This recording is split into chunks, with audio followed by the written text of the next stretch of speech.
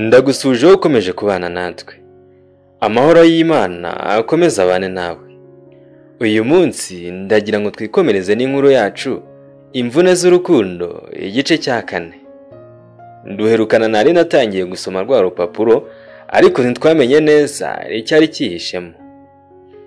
Muri kumwe nawe wose. Tugarutse ku rundi ruhande, ari nageze mu rugo, yinjiye mu cyumba arifungirana. Afata rwa rwandiko ararurambura, atangira kurusoma muri aya magambo agira ati: Mwana wanjye, mbanje kugusaba imbabazi kubw'uburuho naguteye kandi nkomeje kuguteza. Ndabizi ko nakwiye kubabarirwa kubw'amafuti n'ibibazo naguteje mwana wanjye. Ndabizi uracyari muto kandi ukeneye urukundo rwa mama wawe.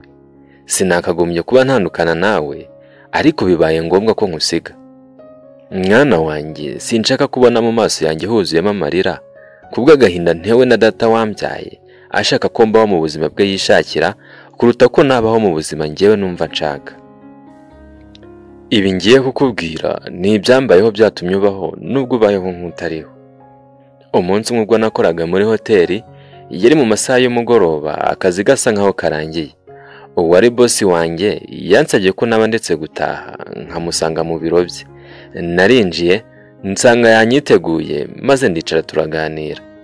Iryo joro ryose twarishimanye kugeza bukeye. Nkeka ko uwo munsi ari bwo wari uremwe mwana wanjye.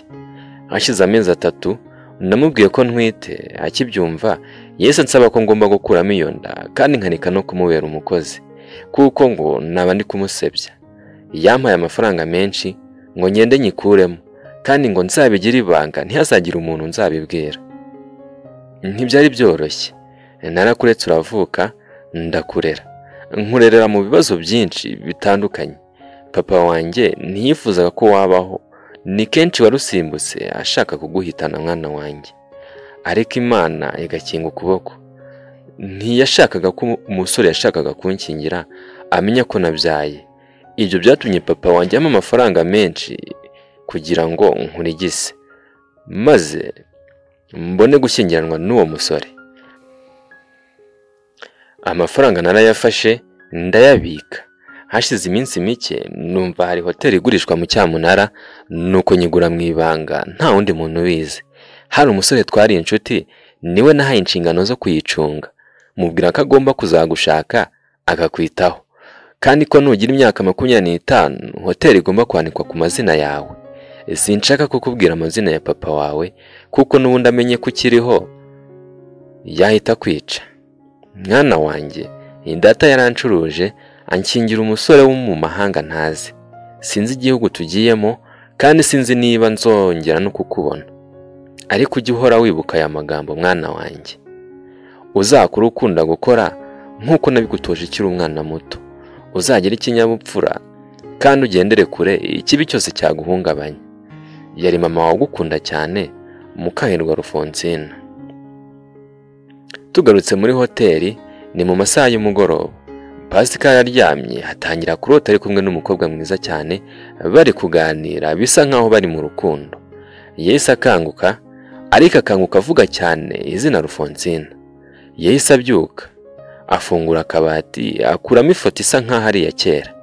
Arayitegereza cyane, nuko arivugisha ati: Alphonsine, kuki wansize kuko? Kubera iki ndi muri ubu buzima ntari kumwe nawe? Ako kanya yahise yibuka ikiganiro cya nyuma yagiranye na Alphonsine. Yari mu masaha y'umugoroba, bicaye impande ya pisine bari kuganira, ari nako basoma akantu. Nuko Alphonsine abwira Pascal ati: Pascal, ndagukunda cyane. Ngira ngo urabizi byambayeho byose, kandi ndagushimira ko wambaye hafi. Wambereye inshuti nziza ntazibagirwa mu buzima bwanjye.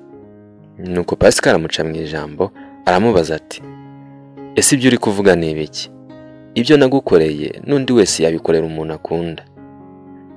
Nuko mu maso ya Alphonsine hajengamo amarira menshi n'ikiniga cyinshi. Afata Pascal mu kiganza aramubwira ati: Sinshaka kugusiga, reka uyu mugoroba mbe ndi kumwe nawe. Nuko Pascal ahita abona ko byanga byakunda Alphonsine afite ikibazo. Nuko aramubaza ati: Ni iki kiri kukuriza mukundwa? Alphonsine afata inzoga yari isigaye mu kirahure yose ahita yigotomera, nuko aravuga ati Pasika, papa wanjye yarangije kunkatirishiriza tike y'indege, arangije arambwira ngo ejo tugomba kugenda kandi ntituzagaruka vuba. Arambwira ngo hari umusore untegereje kandi ngo ngomba kubera umugore. Nuko ndamuhakanira mubwira ko ibyo bidashoboka, ariko akomeza kumpatiriza, arambwira ngo nimubabarire nimba nshaka ko umuryango wanjye ukomeza kubaho. Arakomeza arambwira ati mwana wanjye, uriya musore dufitanye ibibazo byinshi bitandukanye wowe utazi, emera ushyingiranwe nawe cyangwa se ubure umuryango wawe wose. Pasika, nta yandi mahitamo nari mfite, sinshaka gutakaza umuryango wanjye, reka nemere tujyane, wenda sinzatindayo, kandi ndagira ngo ino hoteli nyigusigire uzayiteho. Wa mukobwa wanjye nawe Aline namusize iwanyu kuko nizeye ko uzamwitaho nk'umwana wawe, uzamunderere kandi uzamukunde nk'uko wankundaga. Namara kugira imyaka 25 ntaraza, iyi hoteli uzayimwandikeho, akira urupapuro uzarumuhe arwuzuze, azaba yemeza ko hoteli igiye mu biganza bye. Pasika, umbabarire cyane kuba nishe amasezerano nagiranye nawe, ujye uhora wibukira ijambo ngiye kukubwira. Pasika, ndagukunda cyane. Nuko Pasika ararangije kwibuka ibyo byose, ahita ahaguruka afata inzoga asuka mu kirahure arinywera maze asubira kuryama. Tugarutse kwa Aline nawe yari arangije gusoma rwa rwandiko maze yumva atangiye kwicira urubanza mu mutima we rw'ukuntu yari yararakariye mama we cyane. Nuko yibaza ku bya hoteli yasomye, yumva ntari kubikurura neza, maze ahita rw'agacuho araryama.